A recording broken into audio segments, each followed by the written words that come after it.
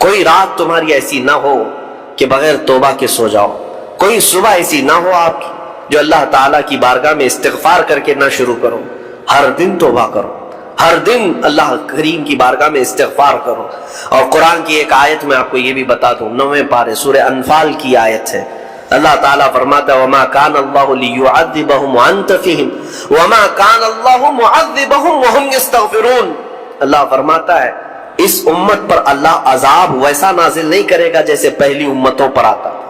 اس کی وجہ یہ ہے، پہلی وجہ یہ ہے کہ ان کے بیچ میں میرا محبوب آرام کر رہا ہے، رسول پاک صلی اللہ علیہ وسلم۔ دوسری ایک وجہ رب تعالیٰ فرماتا ہے وَمَا كَانَ اللَّهُ مُعَذِّبَهُمْ وَهُمْ يَسْتَغْفِرُونَ، جب تک لوگ اللہ کی بارگاہ میں استغفار کرتے رہیں گے، استغفر اللہ ربی من کل ذنب واتوب الیہ۔ یہ آیت کب نازل ہوئی تھی میں آپ کو بتاؤں، دو صحابہ تھے، دونوں گہرے دوست تھے، بہت ہی گہرے دوست، مدینے کے رہنے والے۔ اس میں سے ایک صحابی تجارت کے لیے جا رہے تھے اور ان کے گھر بار میں ان کی بیوی تھی بس، اور کچھ نہیں۔ تو اپنے دوست سے کہا کہ میں جا رہا ہوں، مجھے آنے میں تاخیر ہو سکتی ہے، میرے گھر پر اگر کبھی سودا سلف لانے کی ضرورت پیش آئی تو میری بیوی کو یہ پہنچا دینا، ساز و سامان۔ یہ کہہ کر کے وہ تجارت پہ چلے گئے۔ جو دوست صحابی تھے، دیکھیں صحابہ کے بہت سارے کام امت کے لیے درس ہیں، قیامت تک آنے والے مسلمانوں کے لیے وہ مشعل راہ ہیں۔ تو وہ جو دوست صحابی تھے سودا سلف لے کر کے گھر جایا کرتے تھے اپنے دوست کی بیوی کو پہنچانے کے لیے۔ ایک دن ایسا ہوا کہ شیطان نے ورغلایا اور سودا سلف سامان لے کر گھر گئے۔ ان کی خاتون باہر آئی دوست کی، انہوں نے اس خاتون کا صرف ہاتھ پکڑ لیا اور وہ عورت چونکہ مدینے کی رہنے والی صحابیہ ہے، اپنا ہاتھ تو چھڑا لیا لیکن وہ چیخ مار کر رونے لگی کہ جس پر میرے شوہر نے سب سے زیادہ اعتماد کیا، تم تو جگری دوست بھائی کی طرح تھے، ہاتھ کیسے بڑھا دیا۔ تو اس صحابی کو فوراً احساس ہو گیا کہ میں بہت بڑی میرے بھائی اور میرے دوست کی امانت میں نے خیانت کر دی، اس نے مجھ پر بھروسہ کیا تھا اور اس کی بیوی کا میں نے ہاتھ پکڑ لیا، بس اتنی سی بات تھی۔ وہ خاتون بھی رونے لگ گئی کہ میرے ساتھ کیا ہوا، یہ صحابی بھی رونے لگ گئے، احساس فوراً ہو گیا کہ میں نے غلط کیا ہے، سودا سلف لانے کے وقت مجھ سے غلطی ہو گئی، خطا ہو گئی۔ اب اس خطا کی وجہ سے وہ کرتے کیا، ان کو تو ڈر یہ تھا کہ میں اپنے دوست کو منہ دکھانے کے بھی قابل نہیں اور نہ ہی میں یہ چیز کسی کے سامنے ذکر کر سکتا ہوں، کیا کروں۔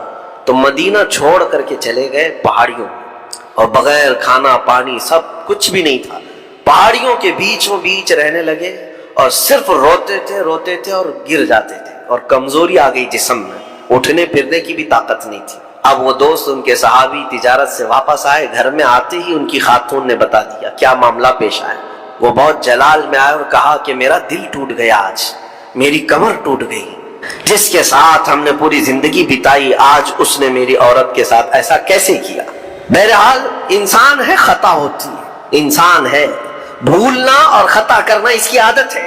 اب ان کو دل میں تو بہت تکلیف ہوئی، کروں کیا، لیکن وہ صحابی تھے، انہوں نے کہا یہ معاملہ سیدھے حضور پاک کی بارگاہ میں رکھتا ہوں، کہا کہ میں سزا دوں گا یا پھر جو ہے ان کے لیے جو قرار واقعی چیز ہوگی وہ دلا کر رہوں گا۔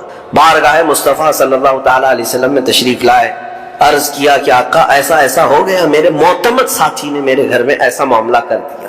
نبی پاک صلی اللہ تعالیٰ علیہ وسلم غمگین ہو گئے کہ ان دونوں کے درمیان ایسا کیسے ہو گیا۔ پھر تھوڑی دیر کے بعد رحمت عالم صلی اللہ علیہ وسلم جو غیب دان نبی ہیں، ہر چیز کو جانتے بلکہ اپنے امتیوں کے احوال سے باخبر رسول ہیں، نبی پاک صلی اللہ تعالیٰ علیہ وسلم اپنے اس غریب صحابی کے حالات معلوم کیے۔ پتہ چلا کہ وہ تو گھر بھی چھوڑ دیا، مدینے بھی چھوڑ دیا، پہاڑیوں میں جا کر کے پناہ لے کر کے اکیلا تنے تنہا رہ رہا ہے۔ اللہ کے نبی صلی اللہ تعالیٰ علیہ وسلم اپنے اس غریب امتی صحابی کے حالات معلوم کرنے کے بعد اللہ کریم کی بارگاہ میں عرض کرتے ہیں کہ مولا تو فیصلہ سنا دے۔ اللہ تعالیٰ نے آیت نازل فرمائی، جو آیت میں نے آج آپ کے سامنے تلاوت کیا۔ اللہ تعالیٰ فرماتا والذین اذا فعلوا فاحشۃ او ظلموا انفسهم، جن لوگوں نے گناہ کر لیا یا اپنی جان پر ظلم کیا ہے، پھر ذکروا اللہ فاستغفروا لذنوبہم، اللہ کو پھر جلدی یاد کر لیا اور توبہ کر لیا۔ رب تعالیٰ فرماتا ومن یغفر الذنوب الا اللہ، محبوب بتاؤ اللہ کے سوا کون ہے گناہوں کی بخشش کرنے والا۔ اللہ تعالیٰ ان کے گناہوں کو معاف کر دیتا ہے جو فوراً اپنے گناہ کے بعد یاد کر لیتے ہیں کہ مجھ سے خطا ہوئی ہے۔ رسول کریم صلی اللہ تعالی علیہ وسلم نے اس صحابی کو بتایا تیرے بھائی سے بھول ہوئی، خطا ہوئی، لیکن رحمان نے اس کی بخشش کا مصداق قرآن میں سنا دیا کہ وہ باز آ گیا اور توبہ کر رہا ہے، لہٰذا تیرے لیے بھی یہ زیب نہیں دیتا کہ تو اب کوئی انتقام لے، تو اپنے دل سے معاف کر۔ یہ صحابی تھے، اللہ کے نبی صلی اللہ علیہ وسلم کے پروردہ تھے، نفسانیت اور خواہشات کے نہیں۔ یہ فوراً گئے اور اپنے اس جگری دوست کو، اپنے اس بھائی کو ڈھونڈتے ہوئے پہاڑیوں کے بیچوں بیچ جا کر کے دیکھا، ان کی حالت بہت خستہ تھی، کمزور ہو گئے تھے اور روتے روتے اتنا تھک گئے تھے، نہ کھانا ہے نہ پانی ہے، بس یہ کہ ان سے خطا کیا ہوئی تھی، اپنے دوست کی عورت کا ہاتھ پکڑ لیا تھا، بس میرے عزیزو اس سے بڑا نہیں۔ ہاتھ پکڑنے پر ان کو اس قدر احساس تھا کہ مدینہ چھوڑتی لوگ یہاں پورے کے پورے گناہ میں ڈوب جاتے ہیں، زنا میں ڈوبتے ہیں، انہیں احساس تک نہیں۔ یہ صحابی گئے اور جیسے ہی یہ گئے تو وہ ہوش میں آئے اور رونے لگے کہ میرا بھائی آ گیا اور اب شاید یہ انتقام لے گا، بدلہ لے گا، مجھے مار ڈالے گا، کیونکہ میں نے اس کا اعتماد توڑا، اس کا بھروسہ ختم کیا۔ لیکن یہ صحابی گئے اور ان کا ہاتھ پکڑا اور اپنے سینے سے لگایا، کہا کہ تو بھی ابن آدم ہے، میں بھی ابن آدم، انسان ہے، خطا ہو گئی، لیکن بشارت ہے تجھے کہ اللہ نے قرآن میں محبوب کی بارگاہ میں آیت اتاری، تیری بخشش کا پروانہ اتار دیا۔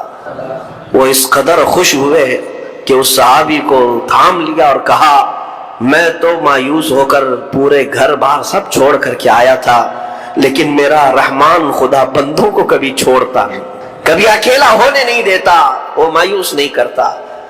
میرے عزیزو، آج ہمارے پاس وقت ہے، جب ٹھوکر کھائیں تو فوراً احساس ہو جائے، جب غلطی ہو جائے۔ غلطیاں کس سے نہیں ہوتی؟ گناہ سب سے ہوتے ہیں، اور اسی لیے میرے آقا صلی اللہ علیہ وسلم ارشاد فرماتے ان بنی آدم خطاؤون وخیر الخطائین التوابون، آدم کی ساری اولاد خطا کرتی ہے، یعنی آدمی سب خطا کرتے ہیں، لیکن بہترین خطا کرنے والا وہ ہے جو خطا کرتے ہی توبہ کر لیتا ہے، توبہ کر لیتا ہے۔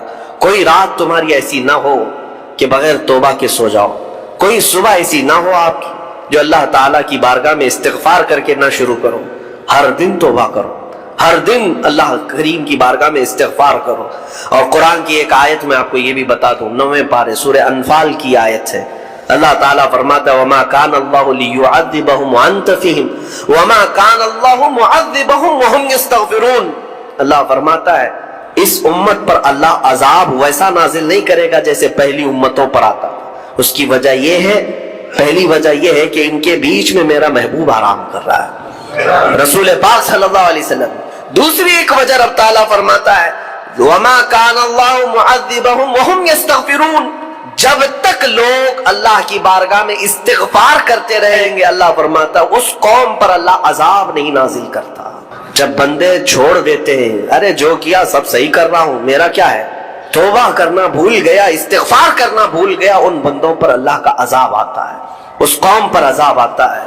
اسی لیے میں کہتا ہوں میرے عزیزو، خطائیں سب سے ہیں، ہمارے دامن کے اندر کیا کیا ہے وہ ہمیں معلوم ہے، ہمارے پروردگار کو بہت سارے راز ایسے ہیں جو اس نے چھپا رکھا ہے، بندوں کے اوپر پردہ ڈال رکھا ہے، اتنی باتیں کہ اگر وہ پردہ اٹھا دے تو لوگ رشتہ داروں کے سامنے بیٹھنے کے بھی قابل نہیں رہیں، ماں باپ دیکھ کر گھبرا جائیں گے اور اپنے گھر سے دور کر دیں، یا اگر باپ کی غلطیاں بیٹے کو پتہ چل جائے تو زندگی بھر اس کو باپ نہیں تسلیم کرے گا، وہ باپ نہیں مانے گا کہ اس کی اتنی بڑی بڑی خطائیں، لیکن وہ رحمان ہے، باپ کی عیب بیٹے سے چھپا رکھا ہے، بیٹے کے عیب ماں سے چھپا کر رکھا ہے، وہ پروردگار عالم نے پردہ رکھا ہے ہر ایک پر، لیکن اس کے باوجود بندوں کو یہ چاہیے کہ اس کی بارگاہ میں اکڑ دکھانے کی بجائے، غرور و گھمنڈ دکھانے کی بجائے عاجزی کے ساتھ اسے رحمان تسلیم کر کے عرض کرتے رہے مولا میں خطا کار ہوں اور تو پر۔ میں آج آپ کے سامنے یہ ذکر کر رہا ہوں کیونکہ آج علاج کا دن ہے،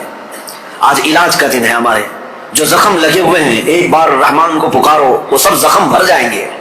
آج کی یہ مجلس علاج کی مجلس ہے کہ تم اللہ رب العزت کو آج پکارو گے تمہارے زخم بھر جائیں گے، اور اسی لیے میں بارہا کہتا بھی ہوں ذکر کی مجالس میں شرکت کرو، یہ اتنا تمہیں پاورفل بنا دیں گے، اتنا پاورفل کہ گناہوں سے خود بخود تمہیں نفرت پیدا ہو جائے، خواہشات پر کنٹرول تمہارا خود کا حاصل ہو جائے۔ ورنہ میں چیلنج کے ساتھ کہتا ہوں جاؤ دنیا میں گھوم پھر کر کے آنا، بڑے سے بڑے ڈاکٹر کے پاس وزٹ کر کے آؤ، بڑے سے بڑے حکیم کے پاس جا کر کے آؤ، کسی بڑے سائیکسٹرسٹ کے پاس جا کر کے آؤ، نفس کے متعلق اس سے کوئی علاج لے کر کے آؤ کہ میرا کنٹرول نہیں ہے، آپ مجھے کوئی گولی دے دو، کوئی معجون دے دو، کوئی انجیکشن دے دو، ہو سکتا ہے تمہیں نیند کی گولی تو دے دے، ہو سکتا ہے تمہیں وہ مکمل ختم کرنے کی دوا تو دے دے، لیکن تمہارے کنٹرول، خواہشات کو کنٹرول کرنے کی کوئی دوائی نہیں دے سکتے۔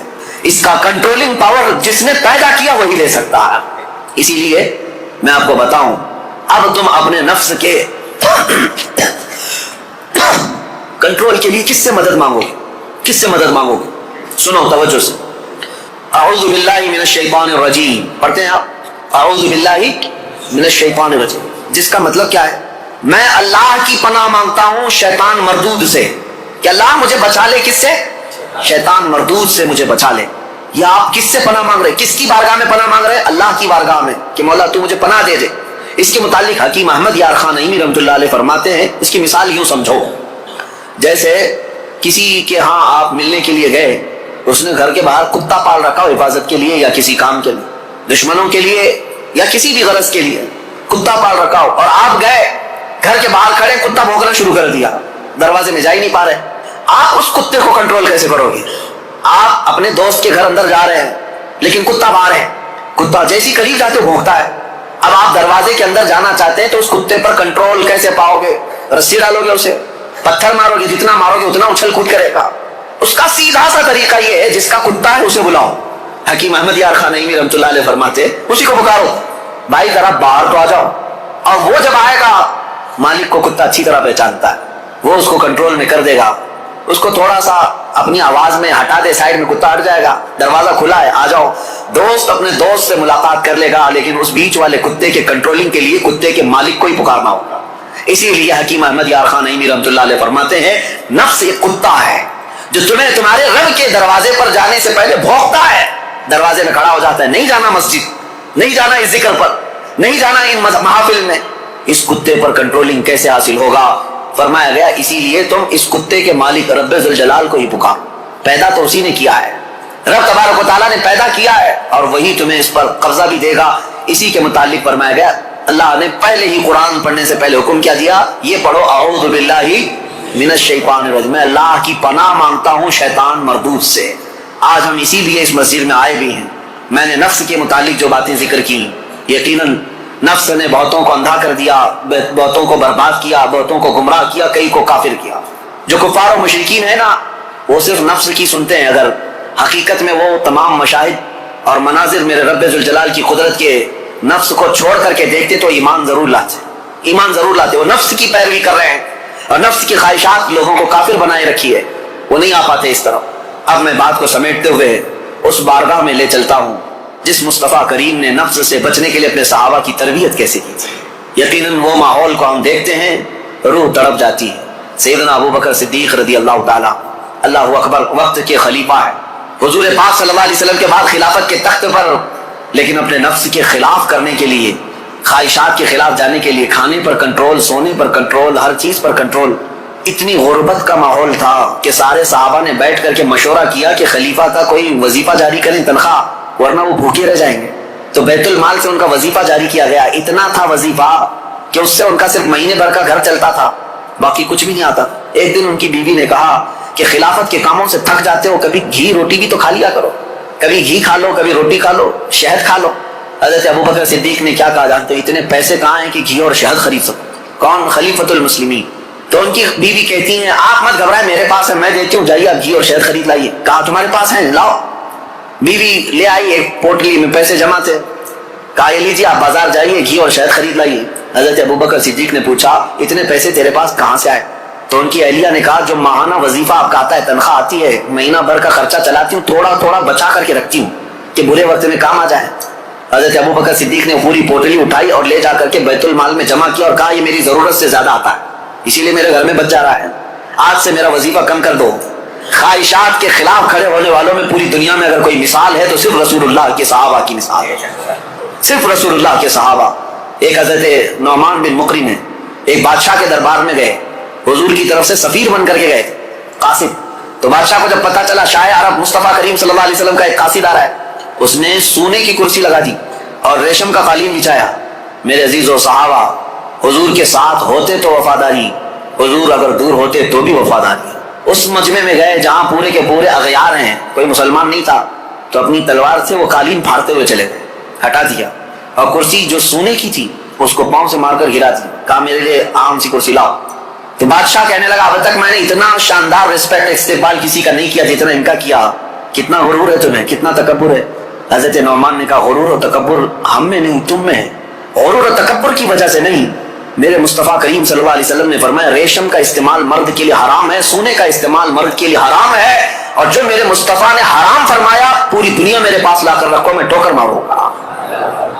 یہ ہے خواہشات کے خلاف کھڑا ہونا، ورنہ ہوتا کیا ہے، دنیا نہیں دیکھ رہی، ہمارا ماحول نہیں ہے، چلو کمپرومائز کر لو، آج یہاں مل رہا ہے۔ کچھ لوگ تو یہی سوچ کر کے ایسی محفلوں میں جا کر بیٹھتے ہیں جن محفلوں میں بیٹھنا ایک غلام رسول کو کبھی زیب نہیں دیتا۔ شرابیوں کی محفل میں بیٹھ گئے، کبابیوں کی محفل میں بیٹھ گئے، تمہارا کام نہ اصلاح کا ہے نہ تبلیغ کا ہے، پھر بھی جا کر کے ایساوں کے درمیان بیٹھ گئے، کیوں؟ کوئی دیکھ تھوڑی نہ رہا ہے، کوئی دیکھ تھوڑی نہ رہا ہے۔ اور کبھی کچھ کفار و مشرکین کے بیچوں بیچ بیٹھ گئے گپے لگاتے ہو گئے، اور پھر یہ سوچتے کوئی دیکھ تھوڑی نہ رہا ہے، بیٹھا تو بیٹھا لیکن ان کی حرکتیں بھی کرنے لگ گئے۔ ایک صاحب، اور ویسے تو بہت سارے ہیں، خواہشات ان کو کہاں تک لے جاتی ہے، خاص طور پر نیتا گیری کرنے کے وقت سب بھول جاتے ہیں دین کیا ہے، اسلام کیا ہے، میرے مصطفیٰ کی تعلیمات کیا ہے۔ چند لوگوں کو راضی کرنے کے لیے اور ایک کرسی کی خواہش کے لیے کسی بھی مورتی کے سامنے ناریل بھی چڑھا دیں گے، حکم بھی لگا دیں گے، سب کر لیں، اور پھر وہ یہ سوچتے ہیں تھوڑا سا کر لینے سے کیا ہوگا۔ وہ رسول اللہ کے صحابہ بادشاہوں کے دربار میں کھڑے ہو کر کے بھی کمپرومائز نہیں کرتے تھے، تو محلے گلی کوچے کی کرسیوں کے لیے دین بیچ جاتے ہیں۔ یہ خواہشات پر کنٹرول نہ ہو تو آدمی ہر چیز کا غلام ہے، ہر چیز کا غلام ہے، نیند کا غلام، مال کا غلام، عورت کا غلام، معاشرے کا غلام۔ یہ ساری حرکتیں جو آج نوجوان کرتے ہیں غلام ہے، یہ غلام ہے۔ بہت سارے کام اس لیے کرتے ہیں کہ نہیں لوگ کیا بولیں گے، تم لوگوں کے غلام ہو، لوگوں کی خواہشات کے مطابق جینا چاہتے ہو، اس لیے تو بہت ساری چیزیں تمہارے آڑے آ جاتی ہیں۔ میں داڑھی رکھ لوں گا لوگ کیا بولیں گے، ٹوپی پہنوں گا لوگ کیا بولیں گے، میں علماء کے ساتھ بیٹھوں گا لوگ کیا بولیں گے، لوگ کیا بولیں گے، تم لوگوں کے لیے جی رہے ہو، غلام ہو۔ کئی ایسے ہیں جن کی غلامی کبھی ختم نہیں ہوتی، تم اللہ اس کے رسول کے لیے جیو، ان خواہشات سے باہر نکل آؤ، ان خواہشات سے باہر نکل آؤ۔ عزیزان گرامی وقار، ان خواہشات کو ختم کرنے کے لیے اگر کوئی سب سے پاورفل علاج ہے تو وہی میں نے کہا اللہ کا ذکر ہے۔ اللہ کا ذکر، قرآن کہتا ہے الا بذکر اللہ تطمئن القلوب، آگاہ ہو جاؤ، اللہ کے ذکر سے دلوں کو سکون ملتا ہے۔ یہ میرا رب قرآن میں فرماتا ہے، اللہ کے ذکر سے دلوں کو سکون ملتا ہے۔ عزیزان گرامی وقار، زیادہ دنوں تک اپنے دل کو آوارہ مت رکھو، اپنے جسم کو آوارہ مت رکھو، مسجدوں میں آ جایا کرو، جمعہ میں بھی اس وقت تم پہنچتے ہو جب رکعت باندھ رہے ہوتے امام، تھوڑی دیر پہلے آ جایا کرو مسجدوں میں، خطبہ عربی میں سنتے ہیں تو دل پر وہ بات لگتی جاتی ہے، اگرچہ تمہیں سمجھ میں نہیں آتی لیکن میل دھلتا جاتا ہے۔ جمعہ میں بھی تاخیر سے آتے ہو اور پھر سلام پھیرنے کے بعد بھاگ جاتے ہو، تھوڑی دیر کھڑے ہو جاؤ، میرے مصطفیٰ کی بارگاہ میں سلام تو پیش کر دو۔ جب کھڑے ہو جاؤ گے سلام کے لیے، یقیناً رسول اللہ تمہیں تمہارے باپ کے نام سے پہچانتے ہیں، تمہاری طرف سے سلام آ رہا ہے تو کیا میرے مصطفیٰ جواب نہیں دیں گے؟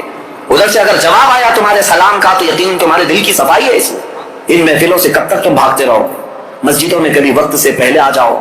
حضور پاک صلی اللہ علیہ وسلم نے ایک چیز بیان فرمائی، وہ میں آپ کے سامنے رکھتا ہوں۔ منافق اور مومن کی پہچاننے کا طریقہ کیا ہے؟ حضور فرماتے ہیں منافق مسجد میں سب سے لیٹ آتا ہے اور سب سے جلدی بھاگتا ہے، مسجد میں سب سے تاخیر سے آتا ہے اور سب سے جلدی بھاگ جاتا ہے۔ اسی لیے مجھے ڈر لگتا ہے، آپ کو بھی خوف ہونا چاہیے کہ منافقوں کی فہرست میں ہمارا نام نہ آ جائے۔ دیکھتے رہتے ہیں ابھی ٹائم، ابھی ٹائم ہے، ابھی ٹائم ہے، لاسٹ مومنٹ پر پہنچیں گے اور پھر ادھر ختم ہوتے ہی بہت سب سے پہلے بھاگیں گے۔ حدیث پاک میں ہے منافق کی علامت ہے، منافق کی علامت ہے۔ اور پھر دوسری علامت منافق کی کیا ہے؟ حضور فرماتے ہیں بازار میں بہت جلدی جاتا ہے اور بہت دیر کے بعد بازار سے نکلتا ہے، کافی دیر تک شاپنگ مال میں وقت گزارے گا، اس کا دل لگتا ہے وہاں پر، مارکیٹ میں شاپنگ مال میں گھومتا رہے گا، بہت جلدی مارکیٹ میں جائے گا، بہت دیر سے نکلے گا۔ میرے عزیزوں، یہ منافق کی پہچان اور دل کالا ہونے کی علامت، اور مومن کی پہچان میرے آقا فرماتے ہیں مسجد میں جلدی آتا ہے اور دیر سے جاتا ہے، بازار میں صرف اپنے کام کے حد تک جاتا ہے اور فوراً وہاں سے بھاگ جاتا ہے، مومن کی پہچان ہے۔ اس لیے میری یہ نصیحت ہے نوجوانوں کو کہ یہ ذکر کی مجلس قائم کرو، زیادہ دیر تک اپنے دل کو آزاد مت چھوڑو، بوجھل ہو جائے گا، دل سخت ہو جائے گا، دل کالا ہو جائے گا۔ دیکھنا زمانہ ہو گیا آنکھیں روتی نہیں آج اللہ کی یاد میں، رب تبارک و تعالیٰ کی یاد میں روتے ہو کبھی؟ دل سخت ہو گیا ہے۔ حضور پاک صلی اللہ علیہ وسلم کی جدائی اور ان کی دوری کبھی تمہیں رلاتی ہے؟ موت آنے والی ہے، کیا وہ قبر کی سختیاں اور اس کی تنہائیاں تمہیں کبھی رلاتی ہیں؟ سوچ کے روتے ہو کہ کیا ہوگا میری قبر میں؟ جب مجھے ٹائٹ باندھ کر کے لوگ چھوڑ کر چلے جائیں گے کیا ہوگا میرے ساتھ؟ جب اوپر نظریں اٹھاؤں گا تو تختیاں بند نظر آئیں گی، گھٹن محسوس ہوگی قبر میں، کیا ہوگا؟ اس یاد سے کبھی آنکھیں روتی ہیں؟ یہ کیوں نہیں رو رہی؟ بہت دن تک تم نے دل کو آزاد چھوڑ دیا، بہت دنوں تک خواہشات کے پیچھے چلتے رہے، گھنٹوں تم موبائل میں بیٹھے رہے، گھنٹوں تم ٹیلی ویژن کے سامنے بیٹھے رہے، گھنٹوں تم میچ میں میدان میں گھومتے رہے، گھنٹوں شاپنگ بھی کرتے رہے، گھنٹوں لوگوں کے ساتھ گپے بھی لگاتے رہے، لیکن اپنے رب کے حضور نہ کبھی بات کرنے کی فرصت ملی، نہ اس سے دعا کرنے کی فرصت ملی۔ تمہیں پتا ہے دنیا والے مانگنے سے ناراض ہوتے ہیں، اور حدیث پاک میں ہے اگر بندہ مسجد میں آیا اور اللہ کی بارگاہ میں دعا نہ کر کے گیا، اللہ اس سے ناراض ہوتا ہے کہ مجھ سے مانگتا تک نہیں اب یہ بندہ، تمہارا مانگنا اسے پسند ہے پھر بھی تم مسجد میں نہیں ہو۔ یہ خواہشات ہیں جو تمہیں یہاں سے بھگا کر لے جاتی ہیں، تم گھنٹوں دنیا کے لیے گزار لیتے ہو۔ میرے عزیزوں بدل لو اس ذکر کی مجلس۔ میں اللہ کی بارگاہ میں یہ دعا گو بھی ہوں کہ آج شاید اس سے قبل بھی یہاں پر ایک بار ذکر کی مجلس ہم سجائے تھے، بہت پہلے میں یہاں آیا تو ہوں، بیان ہوا ہے ذکر کا مجھے یاد نہیں، اگر نہیں ہوئی تھی تو شاید یہ پہلی مجلس ہے، اور اللہ اس کو ہمیشہ قائم فرمائے۔ میں رہوں یا نہ رہوں، ذمہ داروں سے گزارش کہ اس مجلس ذکر کو اس نیت سے قائم رکھو کہ ہزاروں دلوں کے سکون کا ذریعہ ہے، ہزاروں دلوں کے سکون کا ذریعہ ہے۔ میرے عزیزوں بڑے بڑے کروڑ پتی لوگ آج آشرم جاتے ہیں، 2 دن 3 دن کی چھٹیاں لے کر اپنے پنڈتوں کے چپلوں میں بیٹھتے ہیں، وہ یہ چاہتے ہیں کہ دنیا کی ہمہ ہمی سے نکل کر کے کسی آشرم میں بیٹھے۔ ان کے دلوں کا قرار اور سکون کہاں ہے؟ کفر میں اور شرک میں۔ لیکن ایک حالت یہ ہے کہ تمہیں روز اللہ کریم سکون کے لیے یہاں بلاتا ہے، تم آتے نہیں، تو کم از کم اتنا تو کرو، ہفتے میں 1 مرتبہ اس طرح کی مجلسوں میں شریک ہو جائے۔ دنیا کو ایک طرف رکھیں گے، مصروفیات روز ہیں، کام کاج روز ہیں، رشتہ داروں سے ملنا روز ہے، میٹنگیں چلتی رہیں گی، کبھی ختم نہیں ہوتی، لیکن کبھی تو ایک دن اسٹاپ کر کے یہ سوچے کہ آج میرے رب سے ملاقات کی رات ہے، آج کا یہ ٹائم صرف اور صرف میرے رحمان خدا سے بات کرنے کا وقت ہے۔ اس لیے تو ان مجلسوں میں آ جایا کرو۔ ایک وقت آئے گا کہ جب تمہاری آنکھوں میں نور اور دل میں سرور ضرور داخل ہوگا، اس طرف آپ توجہ ضرور دیں، ورنہ آزاد چھوڑے رہیں گے تو یہ آزاد گھوڑا ہر میدان میں دوڑائے گا، نفس کا گھوڑا ہر میدان میں دوڑائے گا۔ اس کو اتنا آزاد نہ رکھو، اس کو لگام دو، اور اس کے لگام کی رسی میرے مصطفیٰ کے قدموں میں ڈال کر رکھو کہ نفس کو اب جہاں جانا ہے۔ اب آپ سوچ سکتے ہیں رسول اللہ جو سید الانبیاء ہیں، سارے نبیوں کے سردار، وہ دعا کرتے تھے، کیا دعا کرتے تھے؟ اللہم لا تکلنی الی نفسی طرفۃ عین، اے اللہ میرے نفس کو میرے حوالے 1 منٹ کے لیے بھی مت دینا، تو اپنی حفاظت میں رکھ۔ رسول اللہ کا کون سا نفس تھا؟ میرے آقا کا کہاں کیسا نفس ہے؟ کیا کبھی آپ نے حدیث میں کسی روایت میں سنا کہ حضور نے نفس کی یا خواہشات کی پیروی کی؟ کبھی نہیں میرے عزیز۔ جو پتھر کا تکیہ رکھنے والے، چھال کے بستر پر سونے والے، پیٹ پر پتھر باندھنے والے رسول، کیا کبھی نفس کی غلامی کی؟ نہیں۔ اس کے باوجود اللہ کی بارگاہ میں دعا یہ کرتے تھے، مولا میرے نفس کو میرے حوالے مت کرنا 1 منٹ کے لیے، پلک جھپکنے کے برابر بھی، تو اپنی حفاظت میں رکھ۔ اور ہم جیسوں کو کیا کہنا چاہیے؟ اگر ہم اپنے نفس کی حفاظت اللہ کے حوالے نہ کریں تب تو یہ اتنی تباہی مچائے گا، اتنی تباہی مچائے گا، سوچ بھی نہیں سکتے۔ آؤ آج ذکر کی مجلس ہے، ہم اپنے نفس کو، اپنی خواہشات کو رحمان کے حوالے کرتے ہیں اور عہد کرتے ہیں دل میں کہ مولا میں آج توبہ کے لیے آیا ہوں، توبہ کے لیے آیا ہوں۔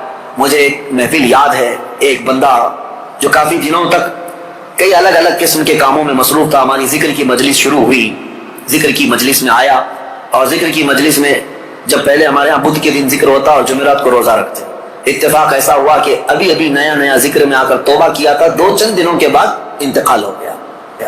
لیکن اس بات کی خوشی تھی کہ لوگ یہ کہتے کہ زندگی میں اتنی برائیاں، بہت ساری چیزیں ہم نے دیکھی تھی، سوچتے تھے کہ کبھی یہ نہیں سدھرے گا، بہت بے حیا ہو گیا ہے، لیکن یہ کس کو معلوم تھا کہ اس کی موت کو ابھی 4 دن بچے ہیں، اس سے پہلے وہ ذکر کی مجلس میں آیا ہے اور توبہ کر کے اللہ تعالیٰ کے حضور جانا چاہتا ہے۔ یہ میرے مولا کا کتنا بڑا احسان ہے، اور ہم میں سے کسی کو نہیں معلوم ہماری زندگی کی آخری شام کب آنے والی ہے، ہم میں سے کسی کو نہیں معلوم کہ کل کا سورج ہمیں دیکھنا بھی ہے یا نہیں۔ کاش رب تبارک و تعالیٰ ہم غلاموں کے ساتھ بھی یہ احسان کرے کہ جب موت قریب آنے والی ہو وہ اپنی مجلس ذکر کا ہمیں مشتاق بنا دے، اور ذکر زبانوں پر جاری رہے اور روح ہماری نکلتی رہے۔ جس کی دی ہوئی روح تھی اسی کا نام لیتے ہوئے اسی کے دربار میں جائیں تو میرے عزیزو زندگی وصول ہو گئی، زندگی وصول ہو گئی۔ لیکن کچھ کو تو دیکھا گیا برسوں نماز پڑھتے رہے، شیطان غالب آیا، نفس غالب آیا، اور ایسی بے حیائیوں میں لگ گئے اور گناہوں پر ان کی موت آئی۔ یہ بھی ہے، میرے آقا نے فرمایا تقدیر کا لکھا غالب آ جاتا ہے، آخر وقت کس کا کس طرح سے آتا ہے پتہ نہیں۔ لگے رہو ان مجلسوں سے اور اپنے دل کو صاف کرنے میں لگے رہو۔ نبی پاک صلی اللہ علیہ وسلم کی بارگاہ میں عریضہ پیش کرتا ہوں، یا رسول اللہ تو جو چاہے تو میل میرے دل کے دھلے، حبیبی آقائی مولائی مل جائی، تو جو چاہے تو میل میرے دل کے دھلے کہ خدا دل نہیں کرتا کبھی میلا تیرا، ایک میں کیا میرے عیسیاں کی حقیقت کتنی، مجھ سے 100 لاکھ کو کافی ہے اشارہ تیرا، ایک بار وہ مصطفیٰ اشارہ کر دیں میرے ایک کے گناہ کتنے ہوں گے، لاکھوں لوگوں کے گناہوں کو اللہ تعالیٰ معاف فرمائے گا۔ آؤ آج ذکر کی مجلس ہے، اسی رقت کے ساتھ، اپنے دلوں کی حضوری کے ساتھ، رب کی بارگاہ میں حاضر ہونے کے احساس کے ساتھ مجلس ذکر میں کھڑے ہوتے ہیں اور نہایت ادب و احترام اور خلوص کے ساتھ مولا کریم کو مناتے ہیں تاکہ اس مسجد میں بھی برکتیں ہوں اور ہمارے دلوں میں بھی برکتیں داخل ہوں، ہمارے دلوں میں بھی برکتیں داخل ہوں، اور اس دل کو اتنا پاک کر لو کہ جیسے مسجد آج چمک رہی ہے تمہارا دل بھی اتنا چمکنے لگے۔ کیونکہ مولانا فرماتے ہیں، مولانا روم مثنوی شریف میں فرماتے ہیں، کعبہ بنائے